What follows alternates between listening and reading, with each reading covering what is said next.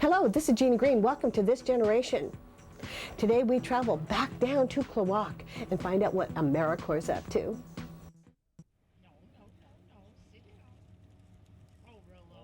The first thing you notice when you arrive in Klawock is the overwhelming scent of cedar. These young people are learning the art of carving totem poles. They're members of the Tribal Civilian Community Corps, which is a residential program created through a partnership between the Tanana Chiefs Conference Incorporated and AmeriCorps. The Tribal Civilian Community Corps, or TCCC, is a program that performs hands-on services by addressing unmet needs identified by villages in the interior and communities throughout Alaska. But don't be fooled. This is no vacation for these young adults. They are learning valuable skills that will help prepare them for the workforce and at the same time learning about the cultures they are submerged in. Their mission for Klawock is to help finish building this carving shed. We've got a group from the interior here who are finishing out our pole shed, our carving shed for us, and we've got some short poles for them to work on, and that way they get a little carving experience down here while they're here. Now we are using... John Rowan is a master carver in Klawock who has been put in charge of a project that involves recarving 20 totem poles from the area. Most of them are mortuary columns. They would contain the ashes in the box of the dead. And this one's got a raven and a brown bear, and that's representing two families. And that's just the first start of 19 that we have to do to revamp our whole park. Well, my dad and his uncles used to carve. That was a way for them to make some money in the winter months, and I just got bitten by the bug back then. And I used to make my mom little cheapy plaques, you know, with a pocket knife, and I just built on that. And when I got to high school, Stan Marsden was he's a Simpson man that came over, and he started teaching in the Craig schools, and I spent all high school with him and learned a lot from him, and from there I buddied up with Nathan Jackson and Israel Shotridge. Some of these guys didn't really carve, you know, and just being around guys like that, you pick up so much, and you just continue to build on it, you know. And I've been doing it for a lot of years. This is a total alien thing for them, you know. They didn't know anything about, you know. And so it's different. It's almost like starting right from ground zero. You know, we had them finish up the walls and put the doors on, and we got small poles out for them to get their teeth into, you know. It's like I said, it's kind of starting from ground zero, but they're catching on quick. There's a couple of them got good technique that, you know, they picked up, you know, quick learners. You can see the learning as they grasp it. It's almost in leaps and bounds, you know. And it's like, oh yeah, this guy's got it, you know. He's got a good touch, you know. We've had to bend out a couple of adze blades because a couple of them haven't got the technique, you know. And there's some of them just went right away at it and just really got some work done, you know. It's practice, you know. I got stuff that I gave my mom years ago that kind of cringe when I look at it now, and I tell the kids it's just patience and practice, and then you just keep getting better and you never stop learning. When you think you've outlearned everybody, you know, it's time to hang it up because you don't know enough. I mean, we like carve spoons and all that, but nothing this big or this fun. A lot of work. Yeah. It's a lot harder than it looks to carve a totem pole. Because it got some big knots and small knots, and it just changes direction every time. So you just gotta really watch what you're doing. You can kind of see a body forming out of them, but I'd say, see how the radius on it? We had to chisel all that in. And Oh, that underside? yeah, it was all just half a log when we first started. Well, after the first couple days or so, your hands starting to get tore up, and you'll get used to it after a while. I can feel my hands are getting a little stronger, and I'm able to take more of it. Yeah, take a look at me here and tell me what happened. What happened? Cut myself. So, how many people have cut themselves so far? A lot of people working with John around. This ain't nothing. We knew it was dangerous to carve before we started, so I wasn't very surprised when I cut myself. But I didn't expect to end up with 3 stitches. Sasha Housley is the team leader. She's taking a well-deserved break from the fast pace of college life. Besides learning the different skills she's picked up through the program, Sasha is also learning about the culture and history of the Tlingit people, as well as her own people, the Athabascans. John and I were talking about how they used to trade beads, and like our tribe used to use, the Athabascans used to use dentalium shells as like money, and also decorate their clothes with them, like as a status of their wealth. And we got them from here. So that was kind of interesting. We were talking about that. And he was telling me about how much the Tlinkits liked our beadwork, and they would get a hold of a lot of our beadwork and bring them home to their wives, and kind of have their wives inspect our beadwork to, like, you know, try to teach themselves how or whatever. It's a kind of a neat thing. We get to visit about, you know, our different cultures and what, you know, some of it's similar, you know, fish-wise, you know. We talk about different recipes. You know, we're making little trades now. I like their skin sewing, and so one of them moms making me a marten hat, and I'm trading a carving with him. And so the other one's gonna send me moose ribs, he says. So we're gonna make some barters here, which is an age-old practice between our people and them. You know, a lot of trading. Right now we're actually learning more of the native culture here, the Tlingit culture in Klawock and the surrounding area here. That was our main thrust of our trip, is to expose our members from the interior to the culture of this area, and also give them a chance, you know, to share some of their culture with the local people here that they have had contact with since they've been here. We're on sacred ground. That area is not very far from one of the original Tlingit villages.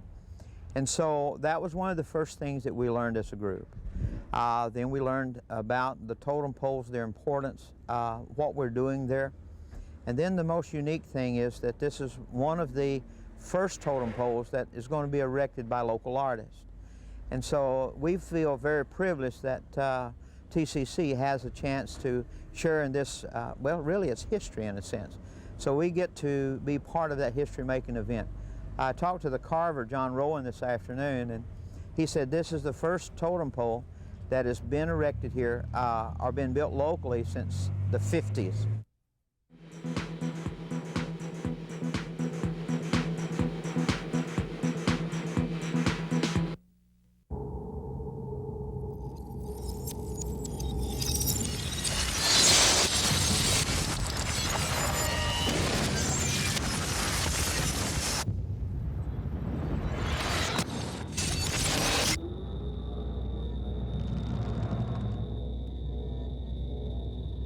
In a roadside study, 1 in 3 reckless drivers who were tested for drugs tested positive for marijuana.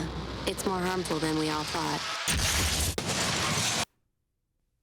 It's tax season, and living in rural Alaska means that it could take weeks, even months, to get your tax returns in the mail. It's always 2 weeks, sometimes 6 to 8 weeks if I remember correct. Let Liberty Tax take away the worry and the wait. Simply pick up the phone and call toll-free 1-866-563-2700. You can file your taxes electronically from the comfort of your home, and you can usually pick up your return the next day at your local AC store. I go through John Hofstadter. I trust him. I think I've got more on my returns with him than I would by myself.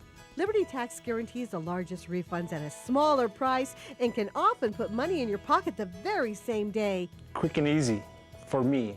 So don't wait around for your tax returns in the mail. Give Liberty Tax a call. Liberty Tax, specializing in rural Alaska. Fast, friendly, trustworthy. That's how I feel with them. John's good people.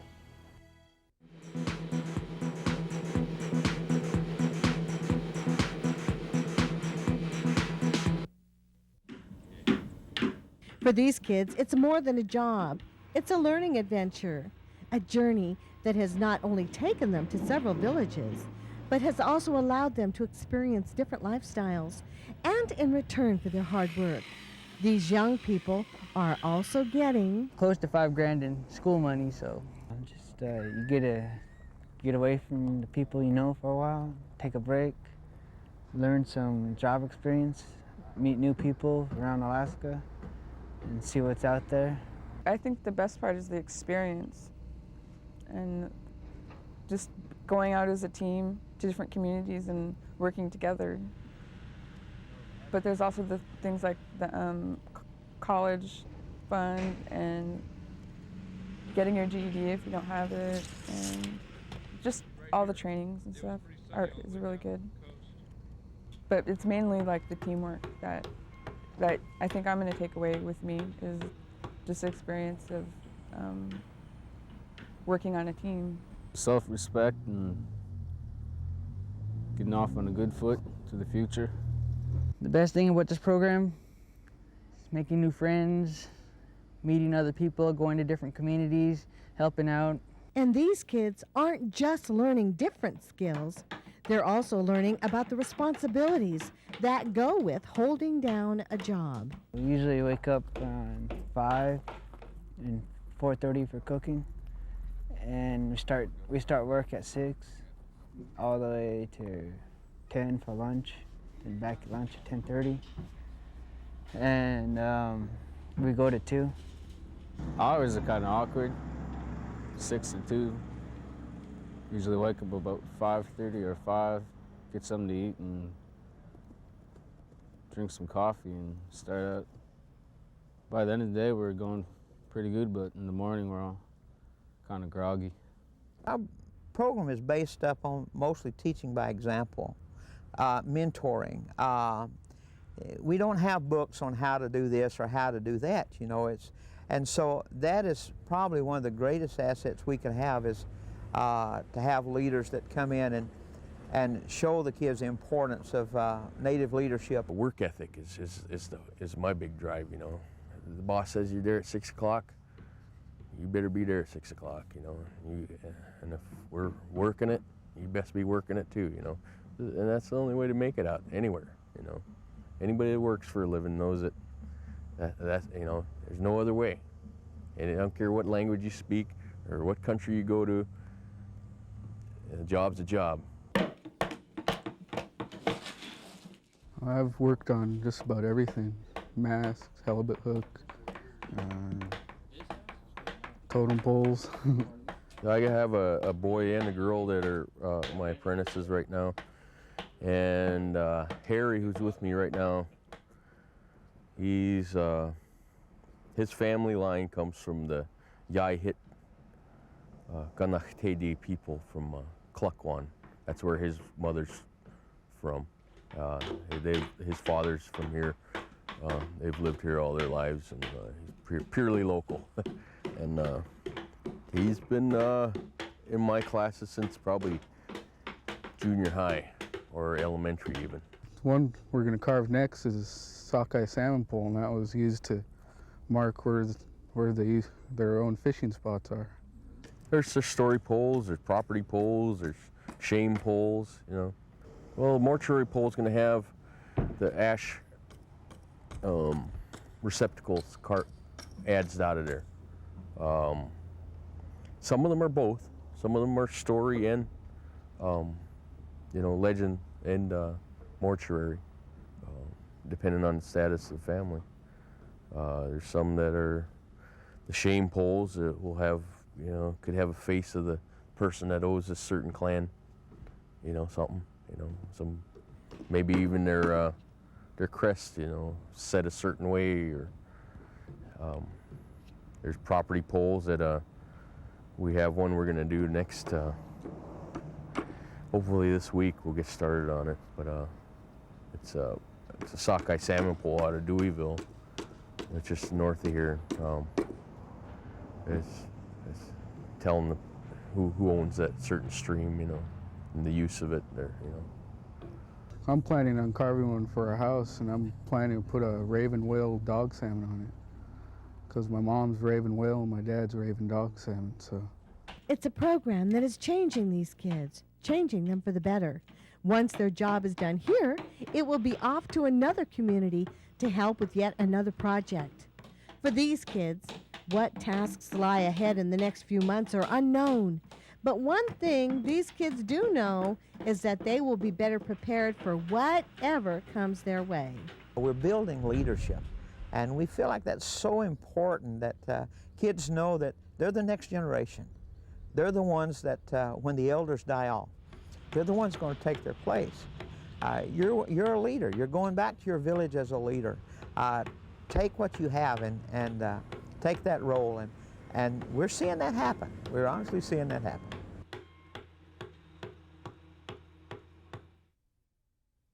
Thank you everyone in Klawock, Alaska for your help in that story. And thank you AmeriCorps for contributing to this story. We travel now to another village in southeast Alaska, a village called Craig, Alaska, where fun is sometimes tied directly to tradition. I enjoy it. Craig's a little town, and since I've been here pretty much my whole life, you kind of get attached to some hobbies, and I learned this in school in the 5th grade, and I just don't want to give it up. It's a part of my tradition. 15-year-old Leann Meyer is talking about weaving. She's been weaving for years and is devoted to the craft. She also has a great respect for the trees, which supply her with everything she needs for her very special hobby. There's pretty much rules to it. You can't strip a tree that's too small. You don't want it to be just like that big, because it won't heal right. And you can't go over an old tree. That's not right either.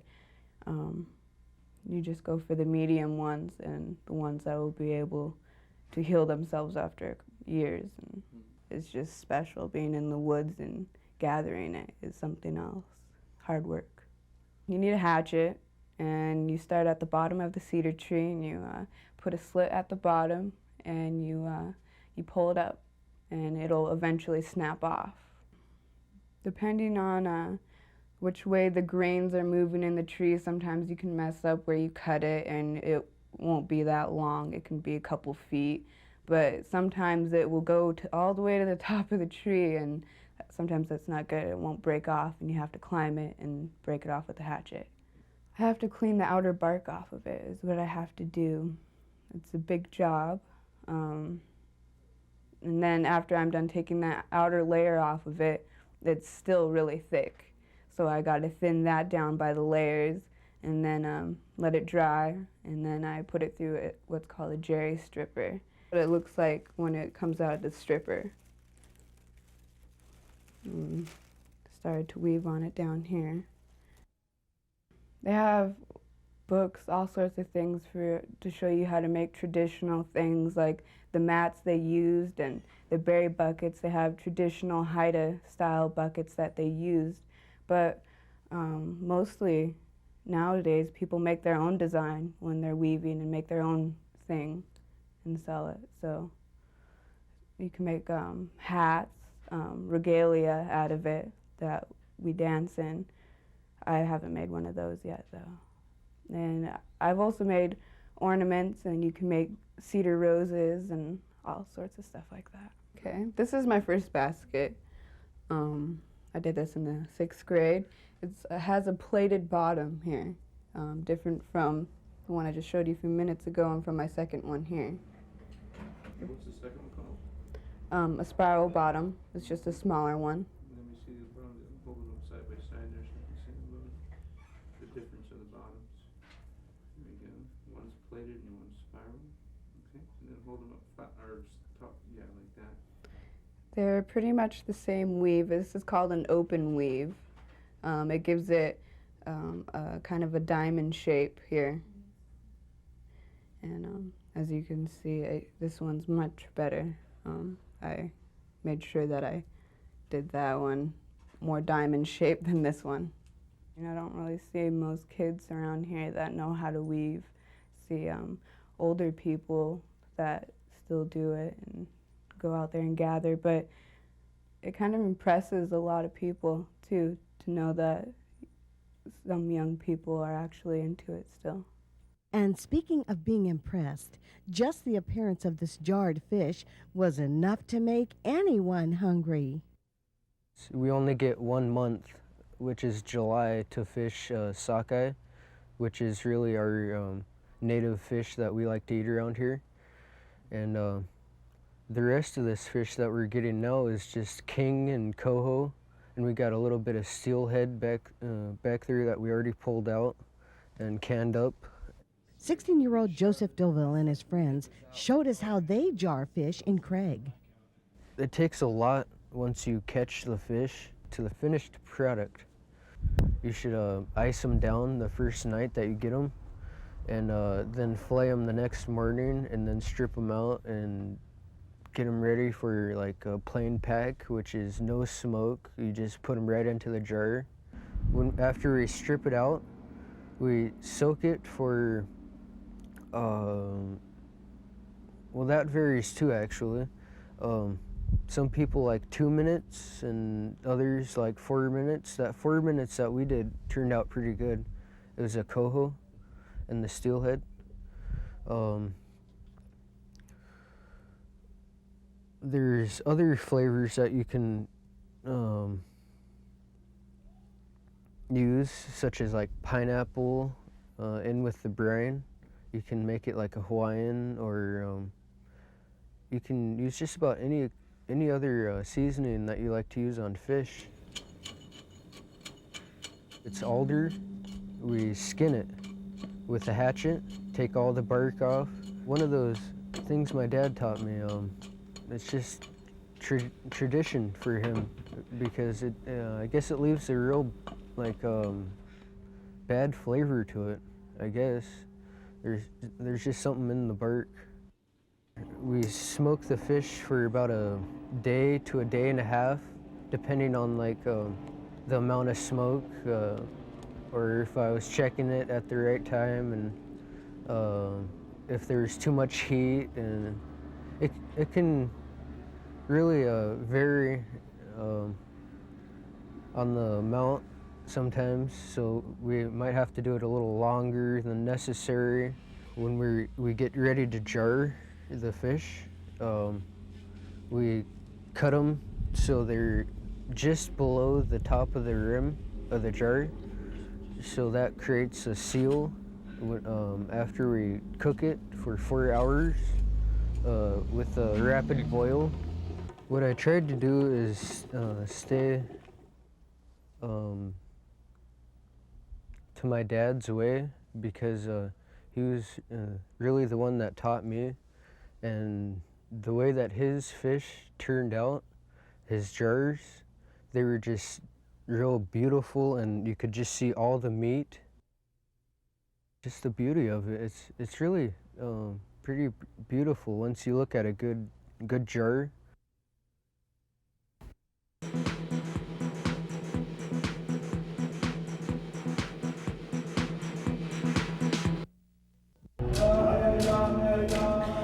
Each week, Heartbeat Alaska brings you great stories from all over the state. And we couldn't do it without the generous support of Frontier Flying Service. Frontier gets our camera crews where they need to go.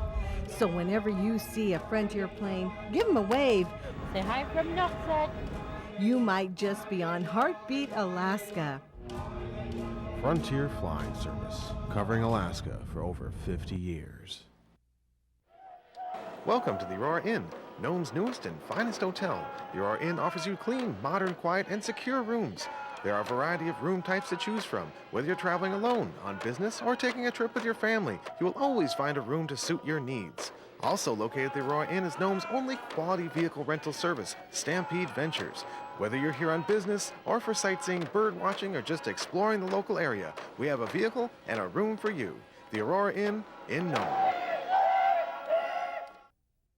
Thank you for joining us for This Generation. I'm Jeannie Green. If you'd like us to visit your village, give us a call here at Jeannie Green Productions, 907-563-7440.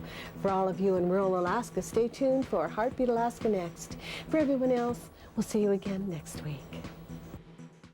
My name is Rodney McCord from Tyonik. I'd like to say hello to my mom, my dad, Frida and Ron McCord, and my brothers and sisters, Rochelle, Leann, Ryan, Ronnie, and Ron. See you when I get home.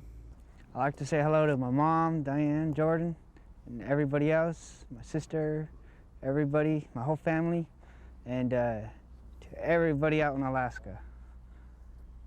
I like to say hi to my parents, my grandparents, my aunties, uncles, cousins, all my friends on the Yukon and Kaikouk River.